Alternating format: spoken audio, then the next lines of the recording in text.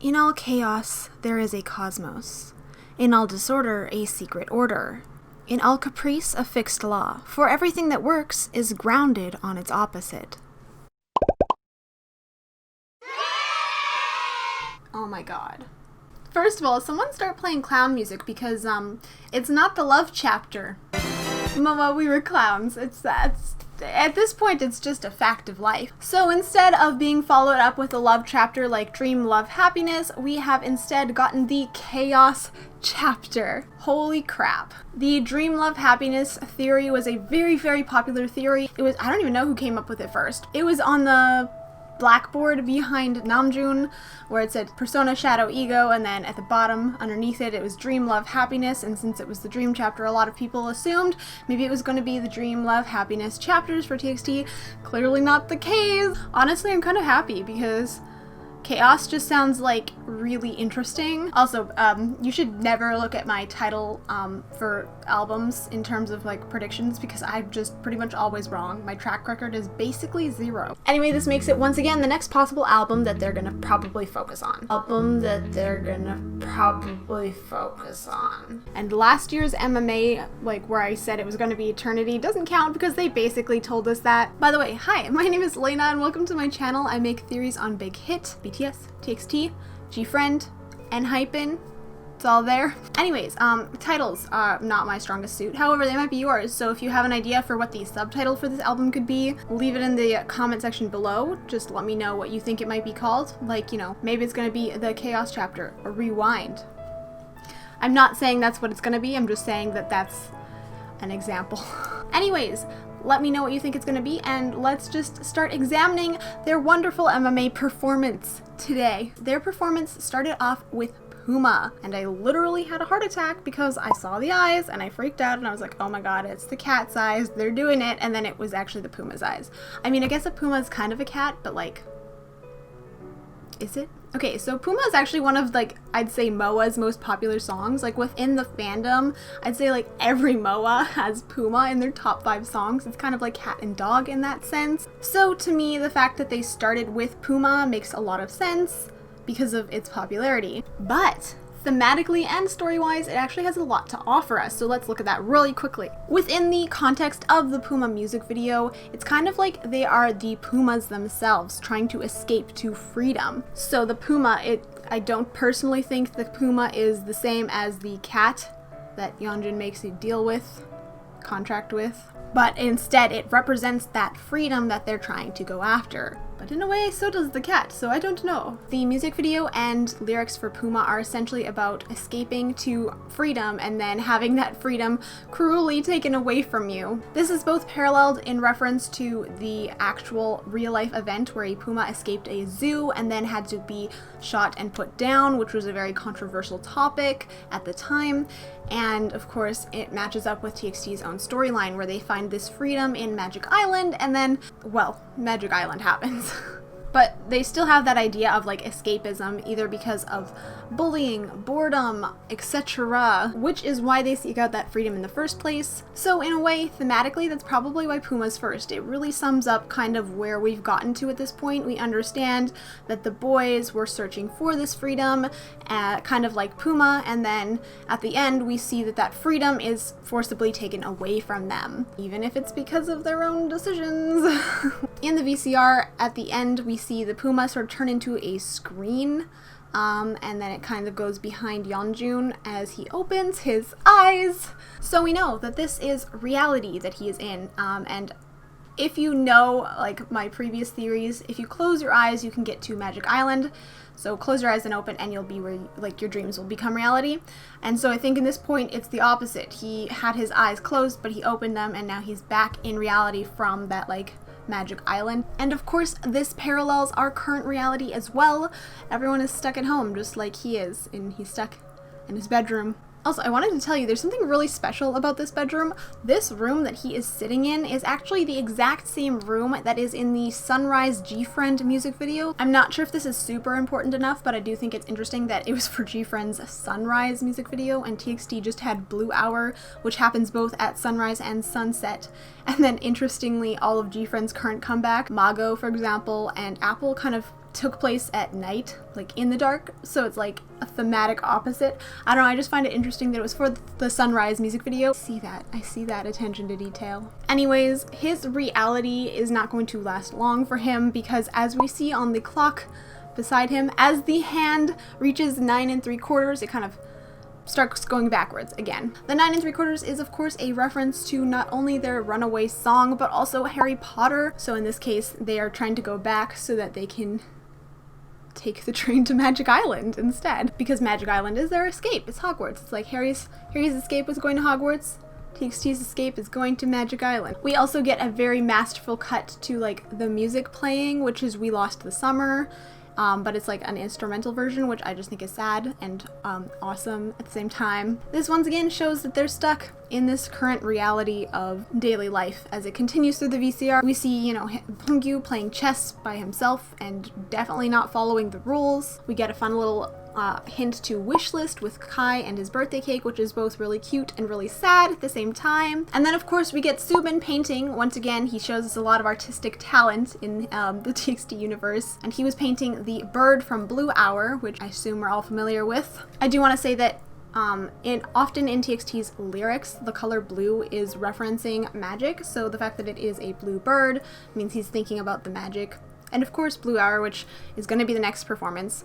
Likewise, I did want to mention that at the end of the Black Swan performance, Jin releases a dove, I think, and it actually is covered in blue, like shining blue magic stuff, and I just found that very interesting because we've never seen that depicted that way before for BTS. So once again, blue equals magic. Anyways, like I said, this goes into Blue Hour because the clock then goes around a bunch of times until it reaches 5:53, which is the last moment of their Blue Hour before, of course, we see in Magic Island it reaches 5:54, and then that's when everything starts to go wrong. But we're still in the happiness of the Blue Hour, so let's go to that performance. The background for Blue Hour is something that I just wanted to talk about really quickly because it's something we've seen so many times. Like, we have seen this kind of galaxy background or galaxy hints in TXT a lot of times before. Like, they just have so many ongoing references to it, and I still don't know exactly what it means. So, however, I do think it has to do with the whale somehow. We often see a whale flying in the sky, and fun fact, we very briefly hear that, like,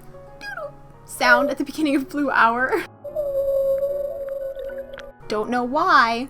It's always there, don't know what it does. And it should be noted that the sky focus actually is something that is common in a lot of the big hit things. Obviously, we've gotten dusk and dawn versions for Enhypen. G-Friend has a ton of songs talking about the sky and the moon night. Obviously, it was BTS as well. We literally just, on the MMA performance, we also saw like constellations and stuff like that, which is similar to TXT. Also, fun fact, in the like BTS like showcase a while ago, I can't show pictures of this one because they were like strictly no pictures, but there was a showcase that was like a virtual showcase, and in this showcase room there was a side room where you could go to that was called Abyss, and when you enter Abyss it literally comes out into just a blue sky, and the only thing that's in that room is this blue sky and a whale floating in it, and this room was named Abyss, which if you are following BTS, you know that Jin's song that he just released is called Abyss.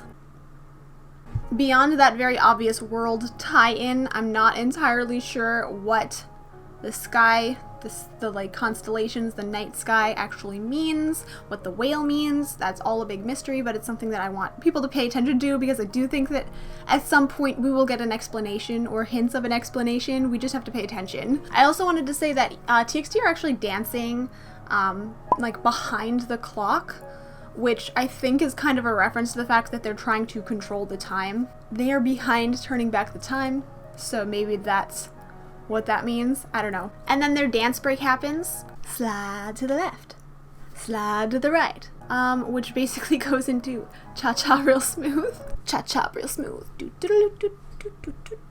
Okay, but this like is reminiscent of the original dance break that happened in their music video where they kind of were like telling you directions. It's the same vibe. Don't think there's anything super deep about what they chose to do with it. They just wanted to do something different, which I appreciate. After this dance break, the sky behind them changes to blue hour, which as we know means that it's coming to an end. The sun is setting and their magic fun time is going from 5:53 to 5:54, which means that it is ending. And stuff certainly ends. Certainly starts to go wrong, like really wrong. In fact, we could say that it ends up a little chaotic. Also, I hope that the song that plays here is a spoiler for the album because I love it so much. Let's go back to the performance. First, their outfits here. They're actually very similar to the outfits that were worn in the Starboard version of the Eternity album. This album had words like, "Our place created by the night sky. Now I meet freedom. Magical promise of eternity." Actually, if you saw my breakdown for Blue Hour, then you'll know that I talked about like Eternity's sandcastle, as in eternity is a sandcastle that must crumble, which is a reference to several lyrics from several different things. This quite literally shows that crumbling happening. Like, their sandcastle is crumbling behind them, as in the world is literally crumbling. Fun. And we've seen this world falling apart thing happening before. We saw it in the Eternally music video. We saw it in the VCR for the Welcome Back show. They were always going to fall into some form of chaos, and they've been telling us this for a long while. In fact, they even used that specific word at the end of Eternally. The boys didn't know that this was but the start of the chaotic turmoil. Once again, showing us that in hindsight, we can find these hints. We just don't know where to look because there's literally so many hints. Anyways, let's quickly look at the themes for their choreography now. And then we'll finally address that scene at the end with the donut. I mean, what? Someone called him a donut and I can't get it into my head now. Yeonjun's a donut. So this whole sequence with the new chaos thing starts on Beomgyu, which makes a lot of sense. We just saw 2 music videos with Beomgyu, like, as, like, the center focus. We got drama, and then at the end of Blue Hour, of course, we focused on Beomgyu, so I wouldn't be surprised if at least this next comeback starts focusing on Beomgyu before it moves to someone else, probably Taehyun and then Kai, mostly because Kai is Yeonjun's thematic opposite. The horns for Yeonjun and the wings for Kai, so they're kind of opposite in that way, like angel and devil, so I wouldn't be surprised if Kai comes last. Also, in the Eternally music video, it goes Beomgyu, and then after Beomgyu comes Taehyun, and after Taehyun comes Kai. Kai is last, probably because his character has the most questions, so I'm guessing that we're gonna get Beomgyu's arc and then Taehyun's arc in this comeback, or like the beginning of Taehyun's arc, which will go into like probably the next album after this, whatever the second Chaos chapter is called. That's, you know, something that will probably happen. Just a fun little prediction for you guys, although apparently we're not listening to my predictions anymore, so anyways, back to the choreography. They do seem to be like supporting each other kind of at first, and then as it goes on, they're kind of not really appreciating that support, pushing each other away, kind of fighting. They're very resistant to this help in certain cases, like Yeonjun. Yeonjun's the main character still, and he's definitely a little bit resistant. Also, there's a part where Yeonjun literally jumps over Beomgyu. Like, out of everyone in the group that they could have made Yeonjun jump over, they're like, yeah, we're gonna make him jump over Beomgyu. Beomgyu, who's literally already getting stepped upon and, like, taken advantage of and all that fun stuff. I actually think it's more important that he jumps over Beomgyu than we think. Like, even if he doesn't realize it, he's using Beomgyu, and that's just really sad. He's literally stepping over him. I can't wait to see where this is gonna go, honestly. There's also like the part where everyone's facing away from each other and is kind of in pain, and they're all sort of like hiding it from each other. So either they're not seeing each other's pain or they're turning a blind eye to it. Not sure which one that would be. That definitely hits deep. I can definitely see that happening within the context of the story, where they're not actually helping each other anymore because apparently there's some resistance there. But it comes around, you know, the boys do seem to like support each other later in the dance, and they protect Yeonjun, who then like, you know, pushes through their protection. And then that's when we get our famous little shot with him in the hole. Yeah, he's got a gaping hole like straight through his chest. That's just unfortunate at this point. I'm honestly not even surprised. Like I said, Yeonjun just keeps dying in this story. I feel like it's an inevitability that Yeonjun dies. That's constantly what's happening. I've mentioned this before, but I feel like it's one of those things that just is set in stone. He has to die, which is obviously the conflict in the story because we don't actually want Yeonjun to die. Of course, thematically, this could mean that he feels empty because he doesn't have his friends, or he feels like something has been taken out away from him because he doesn't have his friends, or because his friends weren't there for them. It feels like he's missing part of himself, or it was literally taken away from him. Once again, the same thing, different train of thought. Alternatively, it could mean something related to guilt, because we know that he does feel guilty. This is shown in the Can't You See Me music video. This is shown on his card in port, where he literally has the code for guilty. There's definitely a lot of ways to interpret this, and I do think the multi-layered aspect is there on purpose. Big Hit does that with just about everything. And in terms of the people that are beside them, I wanted to talk about that a little bit because there's a lot more information there than you would originally think. For example, the pairing of Taehyun and Beomgyu are there. Taehyun and Beomgyu have this love-hate relationship with each other. They seem to be getting along great in Subin's Eternity concept trailer and in a couple other places. And then they're also the ones who are like trying to kill each other, so. And then Subin and Kai are together because it does kind of just make sense. In Eternally, Kai is the one who runs after Subin when he like goes through the portal. And in Can't You See Me, they're probably the ones who are most similar to each other. Likewise, the two liars that were identified in Can't You See Me's choreography by crossing their fingers when they ask who's the liar, those two are both on the ground, Taehyun and Subin, which puts, of course, Kai and Beomgyu above them, making me think it's sort of some sort of like angel devil thing maybe. Not entirely sure on that, but yeah, like I said, this is definitely showing that something's gonna happen, and of course, like I said, Yeonjun has to die, so that's fun. But that's gonna bring us to our first theory, chaos theory, specifically in relation to the butterfly effect. Now, the butterfly effect, like in terms of Big Hit, has been an explanation that's been around for forever. Obviously, because we see a lot of butterflies. The butterflies often symbolize the butterfly effect. And chaos theory is just kind of like another aspect of the butterfly effect. Because while the butterfly effect tells us that every action, no matter how small, can have completely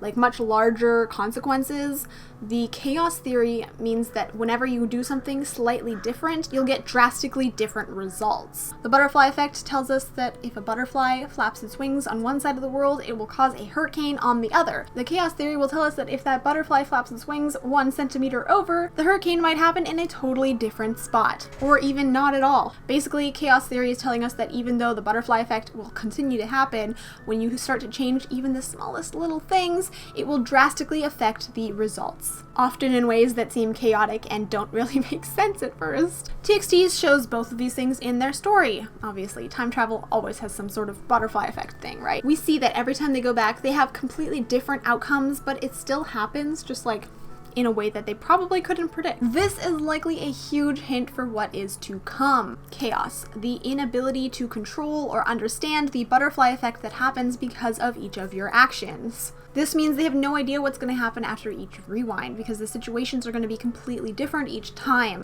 And this is what gives us the inevitable ending of Yeonjun dying in however different way. At this point, it kind of feels like, how will he die this time, you know? And how will they stop it? Like, again, that's the main conflict of their story. How are they going to stop this inevitable thing from happening? Of course, if you understand chaos theory, you'll know that there has to be some sort of possible chaotic ending where Yeonjun doesn't die. Of course, if Yeonjun doesn't die, who's to say that the others are safe?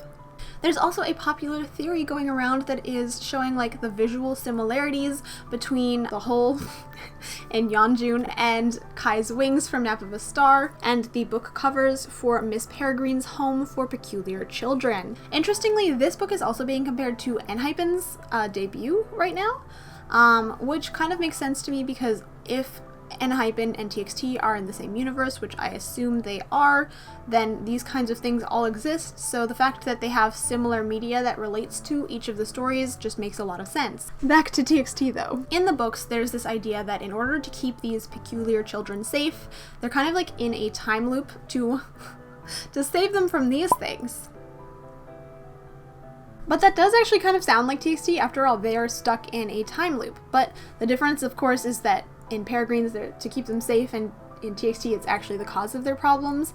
However, I have not actually read the book series or seen the movie, so if this time loop is actually a major problem for them, I don't know that, and it could be the case. Overall, I do think there's a lot of similarities between this book and TXT's story. But I do want to note something important. These monster-like forms are actually a representation of their growth that they are rejecting. Hence all the time travel. Obviously. They don't want to grow up, so time travel. So whenever these books come up, I do think it's important to look at what is similar, and it helps us understand the overall story just a little bit better. Last comeback, we were comparing them a lot to Alice in Wonderland, for example, which just helps us understand what's happening from a more thematic narrative point of view. So it's really good for helping us understand what might be happening right now, but it doesn't necessarily mean that we'll be able to tell what's going to happen in the future because of it. TXT still has their own unique storyline, and it's not specifically based off of anything, at least not that they've mentioned. Unlike BTS, where Blood, Sweat, and Tears, for example, they literally told us that it was based off of the book Demian. But I don't like to get too caught up in any one story, but I do like to look at it from a point of view as it helps tell the story, and it helps give us more appreciation of the story that they're telling. And it should be noted that there are a lot of stories that are really similar thematically to TXT. I kind of want to do a reading list or something with it, because there's so many. Some of them are unofficial, and some of them are literally in their concept photos with similar themes, like the Alchemaster's Apprentice. I don't know, if you want to see a reading list for TXT at some point, just let me know. Maybe I'll make a video on it. I don't know. Let me know. Finally, I did want to talk about where I think the chapter is going to go, and I'm going to start by basing it off of philosophy, of course, because that's my favorite thing to talk about. Let's come back to that quote by Carl Jung. I am going to expand on this quote a little bit, and I do want to say that even though the quote talks about an anima, it talks about it, but we're just not going to worry about it right now. The anima and life itself are meaningless insofar as they offer no interpretation. Yet they have a nature that can be interpreted. For in all chaos there is a cosmos, in all disorder a secret order, in all caprice a fixed law.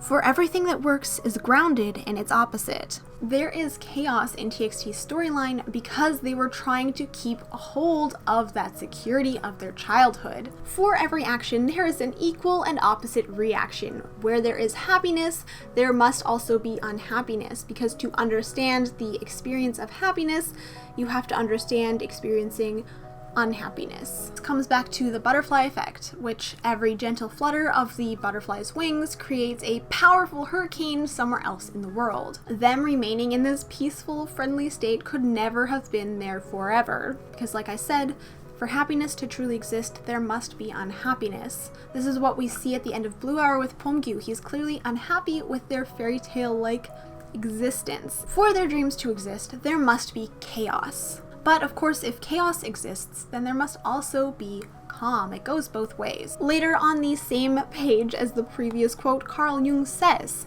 "Only when all props and crutches are broken, and no cover from the rear offers even the slightest hope of security, does it become possible for us to experience an archetype that up till then had lain hidden behind the meaningful nonsense played out by the anima. This is the archetype of meaning, just as the anima is the archetype of life itself."